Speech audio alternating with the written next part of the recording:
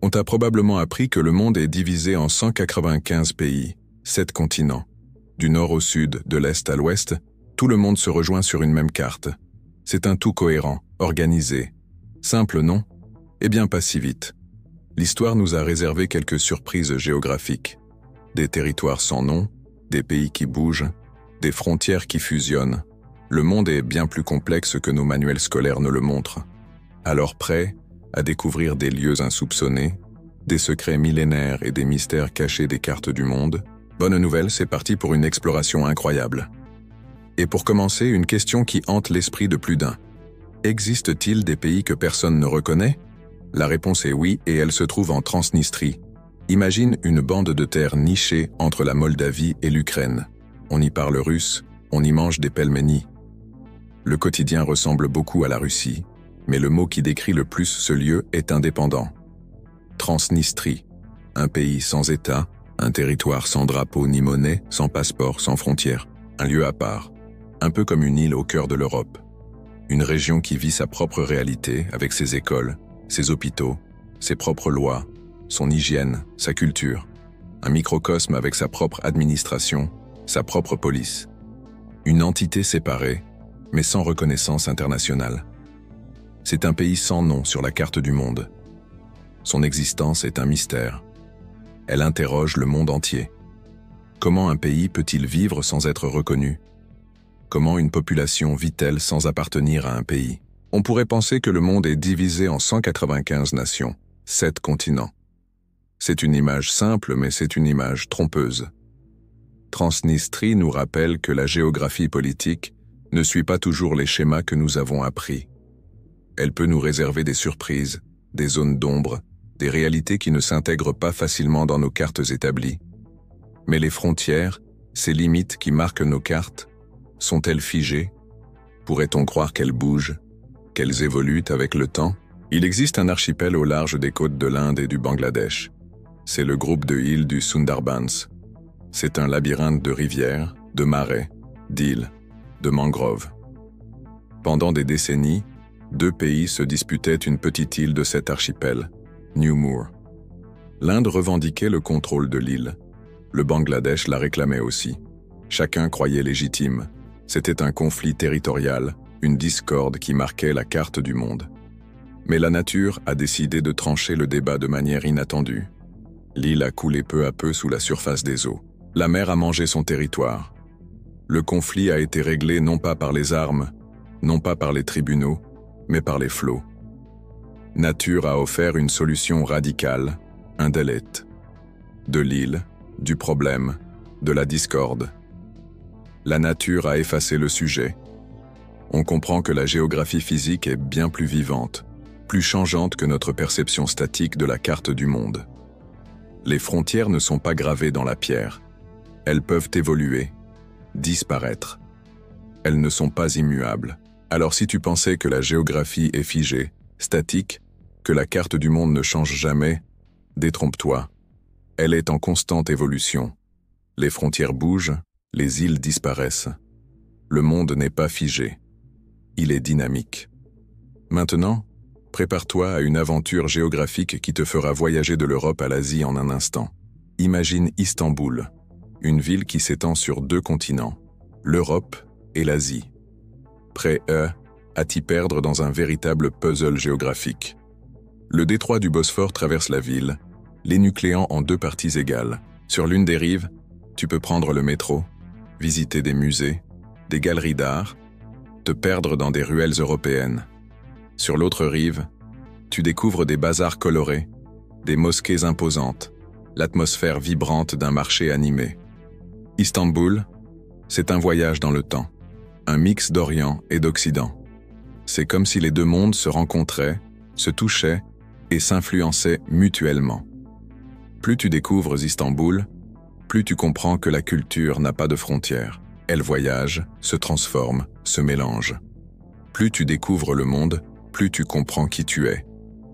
La ville est un parfait exemple de la diversité du monde. Elle prouve que le monde n'est pas divisé en continents, mais qu'il est interconnecté.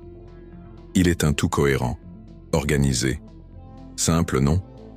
Alors si tu as toujours cru que le monde est divisé en continents, Repense-y.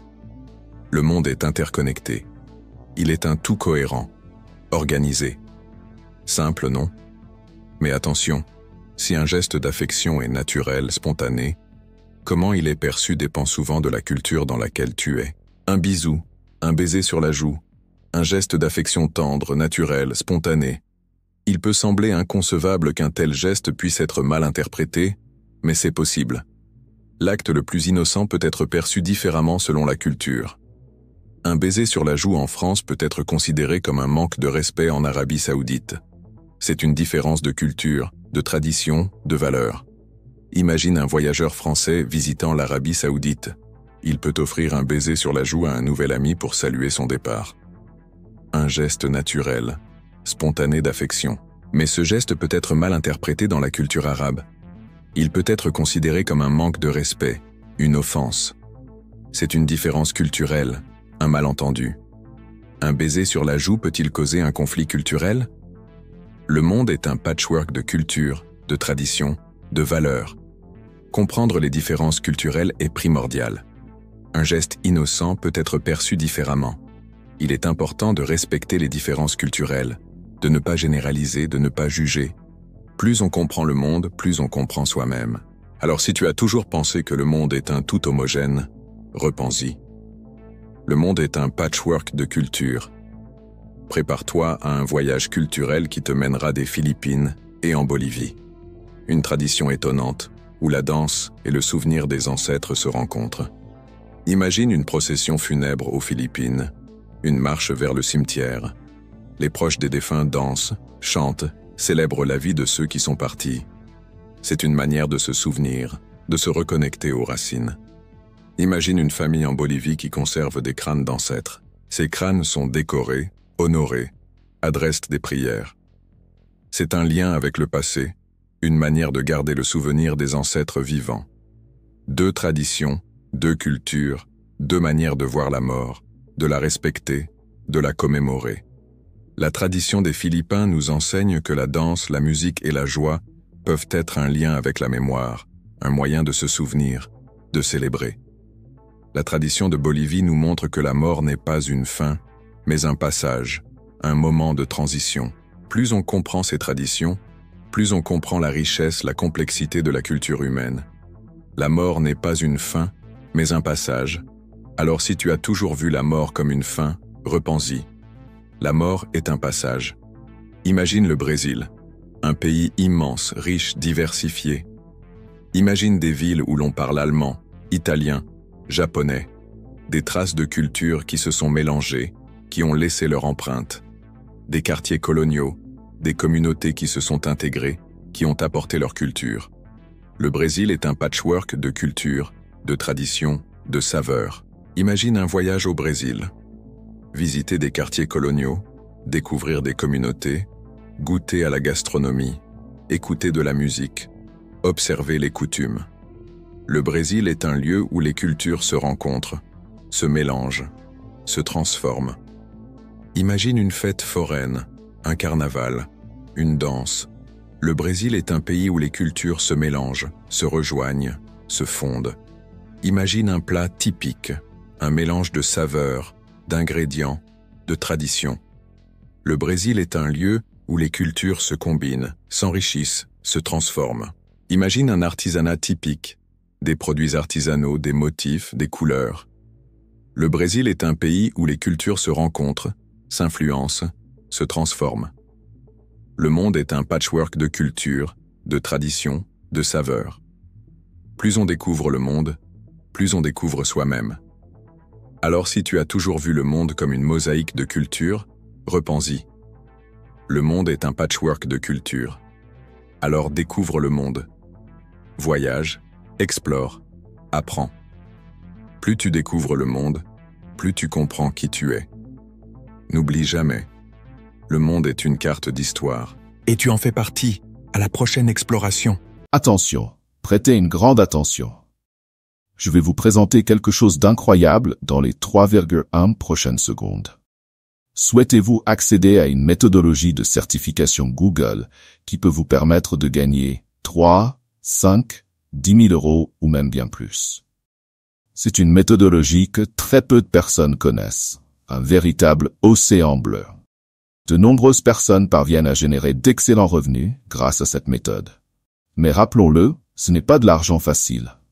L'argent facile n'existe pas. C'est une opportunité proposée directement par Google et que très peu de personnes connaissent. Et le meilleur, c'est que tout le monde peut appliquer cette méthodologie. Nous vous présentons l'intégralité de la méthode dans un e-book. C'est quelque chose qui répond à une forte demande sur le marché actuel. Une opportunité exceptionnelle. Et vous n'avez pas besoin de vendre des cours ou quoi que ce soit d'autre. Tout peut être fait depuis chez vous. Le prix original de l'e-book est de 147 €, mais vous ne paierez que la moitié de ce montant, soit 73 €. En réalité, vous ne paierez même pas cela. Le prix que vous paierez est de seulement 9,87 €. C'est pratiquement gratuit compte tenu de la valeur offerte. Et en plus, vous recevrez un super bonus 100% gratuit.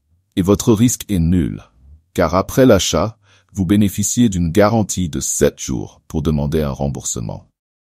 Vous aurez accès à tout le contenu et aux bonus, et vous aurez toujours cette garantie pour récupérer votre argent si nécessaire. Foncez et procurez-vous l'e-book au tarif promotionnel, car ce prix peut augmenter à tout moment. Cliquez sur le lien dans le premier commentaire épinglé.